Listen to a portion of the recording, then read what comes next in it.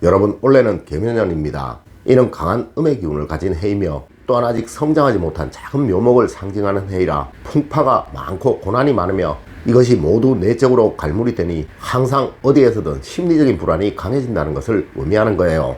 아마 여러분의 가정 역시 그러할 것입니다. 작은 또 별것 아닌 일에서 가족 간의 갈등이 생기는 일들이 잦아질 것이며 또한 서로 대립하는 일들이 많이 벌어지게 될 거예요. 하여 어느 해보다 지혜로움이 필요한 해이며 또한 어느 해보다 대비가 많이 필요한 해입니다. 네, 하여 토끼해인 거예요. 이 토끼는 온순하여 항상 당하고 또 다른 동물에 비하여 유독 스트레스에 약하며 늘 피해 도망갈 길을 몇 개씩 만든다는 동물이니 말입니다. 물론 이 토끼는 지혜로움을 가져야 한다는 것을 상징하는 동물이기도 합니다. 자, 여러분, 올해는 꼭 집 현관에 이것을 두시도록 하세요. 분명 이것은 기운의 순환과 조화를 만들어 여러분의 가정에 큰 번영을 만들어 줄 것이며 또한 앞서의 모든 불행이 생기지 않도록 만들어 줄 것입니다.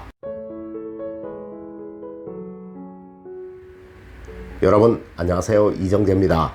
여러분, 어리석은 사람들은 한 줌도 안 되는 작은 자신만의 지식을 믿고 수많은 경험에서 만들어진 진리를 잘 믿지를 않아요. 네, 하여 저도 늘 여러분에게 이런 말씀을 드리기도 하였던 것입니다. 네, 부자들이 이야기하기가 훨씬 쉽다고 말이죠. 여러분, 항상 불행한 삶, 어려운 삶을 살아가고 있는 사람들은 남의 말을 잘 듣지 않으려는 공통점을 누구나 가지고 있더라는 것입니다.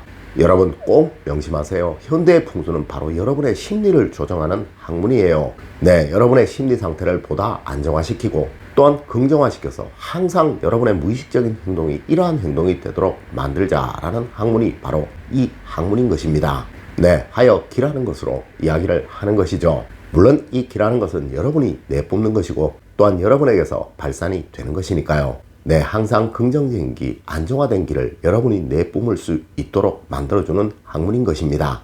여러분, 올해는 꼭 현관에 이것을 두시도록 하세요. 분명 여러분의 기는 맑고 강하게 변해갈 것이며 또한 여러분이 하시는 모든 일들, 특히 재물적인 안정은 강해지게 될 것입니다. 첫 번째로 올해는 현관에 거울을 하나 꼭 두세요. 여러분, 올해는 반드시 현관에 좌측이든 우측이든 거울을 하나 꼭 두시도록 하십시오. 네, 이 거울은 강한 화오행의 결정체라는 것을 제가 말씀드린 적이 있었습니다. 물론 올해는 개묘년이라 아주 맑고 차가운 수호행을 상징하는 해입니다. 네, 하여 아마 여러분들은 올해 아주 차가워지실 거예요. 또 냉정해지실 거예요. 여러분, 이러니 반드시 뜨거운 기운이 필요한 것이며 이것이 작은 거울인 것입니다. 물론 이 거울을 가지고 다니시는 것이 좋으나 이는 여성분들의 경우 화장품 케이스에 달려있으니 문제가 될 것은 없으나 남성분들은 정말 이것을 가지고 다니시기가 쉽지 않으실 것입니다. 네, 현관 좌우측 어느 곳이든 작은 거울을 하나 두시도록 하세요. 그리고 나가시면서 들어오시면서 이것을 꼭 보세요. 여러분, 수호행의 해, 화호행은 사주학에서는 재물을 말하는 것입니다. 네, 분명 재물운이 잘 살아나게 될 것입니다. 그리고 또한 여러분의 집에 재물적인 안정이 만들어질 것입니다. 두 번째로, 올해는 현관에 발매트를 꼭 두세요.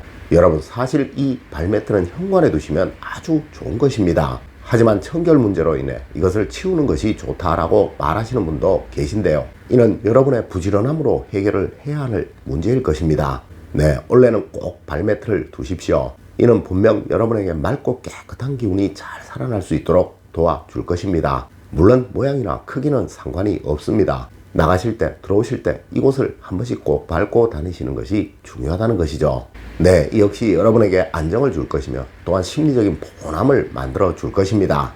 여러분, 하여 이것이 올해 꼭 필요한 거예요. 세 번째로, 여러분, 올해는 현관 조명을 꼭 밝게 해두세요. 여러분, 일전에 제가 화장실을 따뜻하게 해두세요 라고 말씀을 드렸더니 이 부분에 관해서 많이들 궁금해 하시더라고요.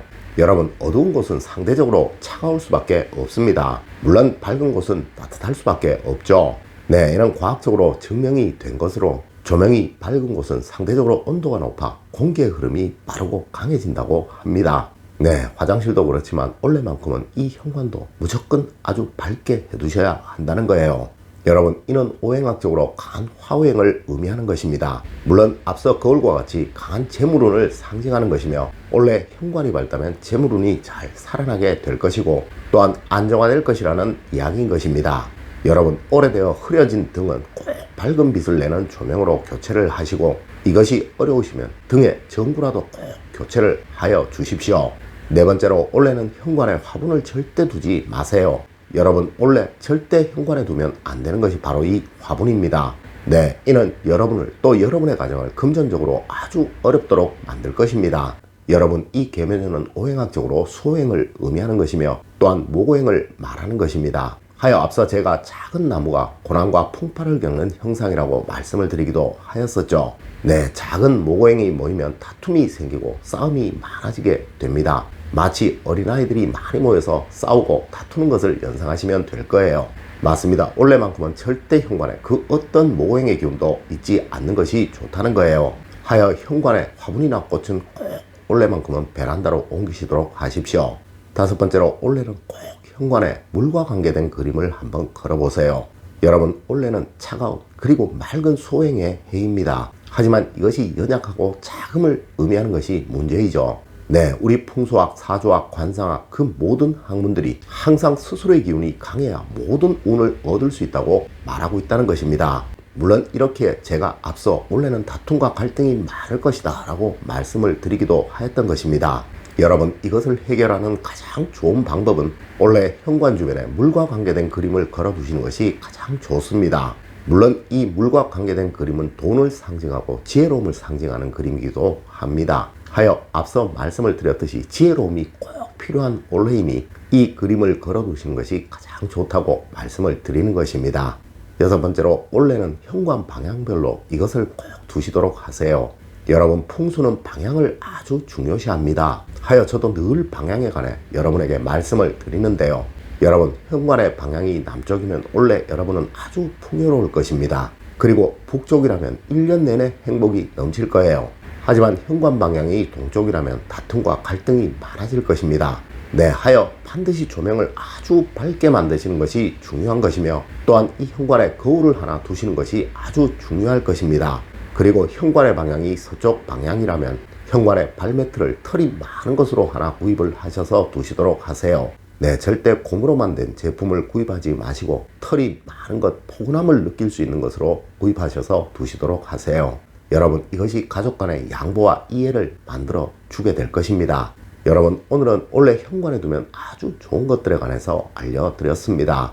물론 이는 우리 조상님들이 풍수소품을 해마다 두신 것을 기초로 하여 현대에 맞게 제가 알려드린 것이니 이거 꼭 지키셔서 올 한 해 여러분의 가정에 모든 행복이 가득하시길 기원드리며 오늘의 이야기를 마치도록 하겠습니다. 늘 올바른 학문과 올바른 지식을 여러분들께 전하도록 노력하겠습니다. 여러분, 긴 시간 감사드립니다. 감사합니다.